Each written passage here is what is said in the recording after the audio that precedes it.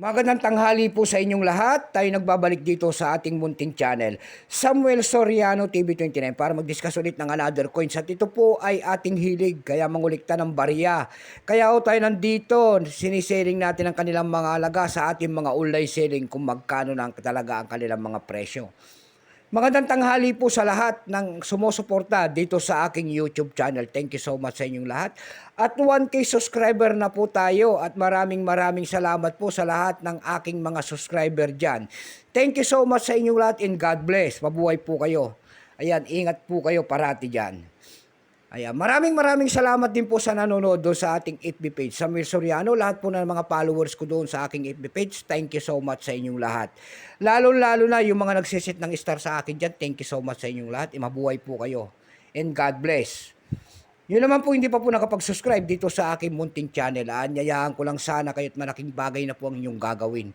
Tulad ng pagpindot po ng subscribe button, like and share. Nabubulol na. Like and share para ma-update ko kayo sa mga latest ko pa namang gagawin mga video po. Ayan, mga bago kong mga video na upload po. Ayan. Meron naman tayong pag-uusapang barya guys, at ito po ay barya po ng Pilipinas. Kung tawagin nila noon ay Kalabaw, year 1992. Ayan. Makikita nyo po dyan ang isang imahe po ng isang lalaki nakaharap po sa kanang bahagi. Ang kalapit sa kanyang baba ang kanyang pangalan. Siya po si Dr. Sersa Landakina natin bayani, Indian year, Indian mint mark, in the Republika ng Pilipinas. Pagkatalikod naman po makikita natin ang isang imahe po ng 1 peso. And then Kalabaw po, pero yan po ay tama raw.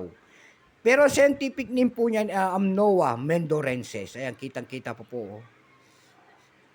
Bago tayo magsimula sa ating talakay, kilalanin mo muna natin siya para makita natin ang kanyang presyo. Parang babalo to si Dr. Sersal dito Parang error coins to kasi babalo.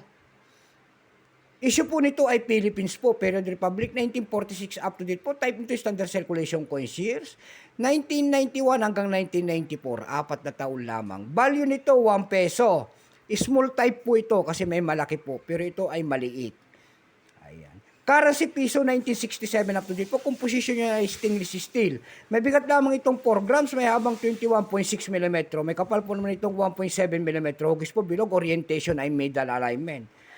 Ayan. Itinigil naman ang paggamit ng Pilipinas sa barya na ito noong January 2, 1998. Number N-4167. Reference number KM-243-2. Ito po year 1992, ito po ay 28%. Ayan, wala pa po may ipakita ang ating Bangko Sentral kung ilang piraso ang ginawa sa barya na hawak natin. Pero may price na po yan doon sa ating numista.com. Yung kanyang extra pen ay 34 pesos. Almost uncirculated ay 34. Uncirculated po ay 34 pesos din. Tayo naman po ay dumako sa kanyang mga presyo sa ating mga online selling. Tulad na lamang po ng ebay.com, pandaigdigan po. ebay.com na platform.